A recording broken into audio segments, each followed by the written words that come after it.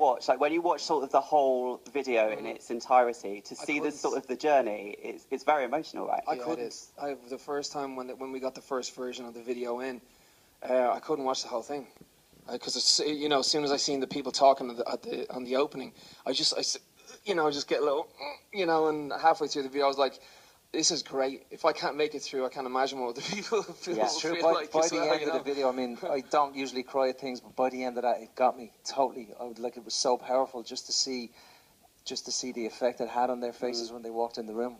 What was sort of the most surprising or sort of emotional story that you encountered when you were sort of meeting people and finding the stories out? I think the really interesting thing is that when you're 18 years in the system, and you're sort of what they class as invisible kids. I think that even terminology is a weird thing to hear. Things that you hear throughout the system, for example, when a baby cries when they're in an orphanage, the workers are told not to go to them and show them love because they need to kind of get over it. And I felt that I've got children. I think if you've got children, how difficult that would be to stay away from a crying baby. I don't know how that is even possible. And then for 18 years of that sort of treatment, to then come out into the world and realise that often the state provides them with an apartment, and then they go to the apartment and it's just the floor and you just have no furniture.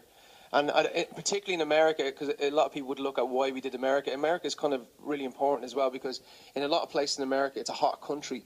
I know this sounds really ridiculous, but you have to have a fridge.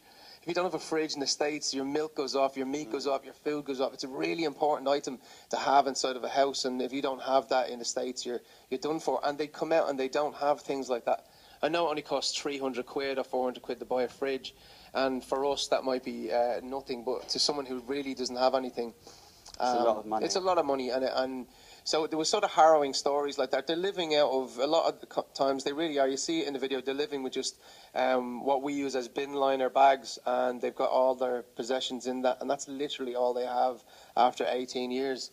And I feel really bad because every couple of months I'm trying to give away stuff that from my own house that I'm clearing out all the time, and give it to me. I do. You just you're wearing them right. You're wearing them right now. Right now, yeah. That's the last album's clobber right there. That's all my old stuff. No, you know, you're trying to constantly give stuff away because, you know, that sense of you have too much stuff sometimes in your own home. We all do. We all collect so many things inside our houses that we don't need, and I'm always trying to sort of recycle those things and donate them and do all that sort of stuff. So I think it was really important to see that when they had an actual solution, because a lot of times this is a problem that exists worldwide. In Ireland, it's the same thing. There's over 6,000 kids in foster care system, and they will come out of the system to not having anything. But there isn't a solution in place. A Sense of Home offers a real solution where you can help donate money, you can help donate your time, you can donate furniture, and it's a real solution that doesn't sort of exist anywhere else. And it sounds silly, but it just doesn't exist. You know, it's weird. So Arms Open is the second single from the album, Freedom Child, which is your 5th UK album, right? Which seems crazy. Like, where has all that time gone? But it's also the 5th #1. So massive success for you guys. So congrats on that. Thank you. When you come round to sort of releasing album number 5, are you kind of like, how are we going to replicate the success of the previous 4? Or do you go into it pretty confidently? No, we always get really nervous. I think looking at other bands and looking at other bands' careers, and how long a band lasts for. You know, some bands last 1 album, some last 2, some last 15. And where do we lie in that spectrum? And I think every album we just, you know, we're literally going into fingers crossed, like, please, let's, you know, another 2 years, let's squeeze another 2 years out of this. Because we feel like we're living the absolute dream that we've been living for 10 years now. What was the question again? I got lost in my own success there. I got lost in my own 10 years of success. Nervous, like trying to replicate this. Sorry, sorry, that was it. Yeah, I was trying to find out where I was going. Yeah, we always get nervous while what we're doing because we love it. We care about it. You know what I mean? So I think you only get nervous about things that you really love. Music to us is it's not a job. It's almost like an affliction. You know, we have to write about things that we see, about things going on in our heart and everything. And I think to offer that up to the world, I think is, of course, you're going to get incredibly nervous. Like I said, this is our 5th time doing it now, and every time we get the thumbs up. So, like I have to say, we're even thinking about the next album now, and I'm already nervous thinking about like, well, we're gonna pull it off or You've we're not not. even toured this one yet. No, I know, but that's what we're like, you know. And I hear there's a story behind the title. Is that right? Yeah, the whole idea was, you know, when you're trying to make an album, you're always trying to have a mantra to work to. So when we had No Sound Without Silence and even #3, it was all a mantra from the start of the conception of the album. And then when you write a bunch of songs, because just because you can write any style, we can write reggae, pop, hip hop, we do all that stuff.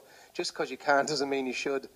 And it's always good to have a mantra that kind of sits there and you can kind of gauge every song against. So Freedom Child kind of came early because we were noticing across the world, from terrorism to bullying to what they call social media right now. We'd probably kind of anti-social media sometimes. What happens is people are sitting behind their computers and with a very large opinion, but they're not putting their names out there, their faces out there. And a lot of times, not being able to stand there and have the freedom to sort of say what you think or to have an opinion seems to be in jeopardy nowadays. So Freedom Child became this idea that we didn't kind of care what you look like, what religion you were, what colour you were, you know, where you're from. It sort of shouldn't matter. We're kind of those type of guys that we open our concert doors to everybody. And when you stand on our stage and look, if you ever get a chance to stand on our stage and look out at the audience, it's every type of person, it's every age group, it's every religion, and we don't like the idea of ever changing that or ever segregating anybody. So the whole idea of Freedom Child was to create a bunch of songs that sat under that mantra, Freedom Child. And that kind of came because my wife stupidly went away for a week and left me with the kids. Now we're getting to what the real album was about.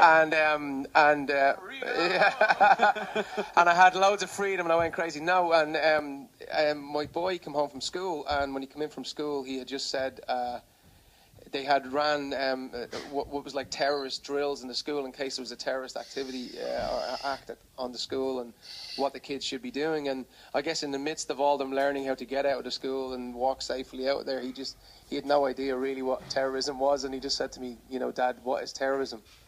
And I'm not very good at sort of sitting down and particularly explaining to a 7-year-old boy what that really complex question is. So I thought writing a song would be a great idea, and because kids respond to music, I find a bit better. And I wrote an idea called Freedom Child, and sat down with Dan and just said it was almost like a letter to a kid, just to say, here's what we believe you should do in the face of a bully. You got to kind of almost feel sorry for the bully, because they're bullying you because they're jealous of you, and you got to show them love, not hate. And this was the sort of mantra we wanted to go with. So in the face of that, we just felt it was a really important idea, and then every song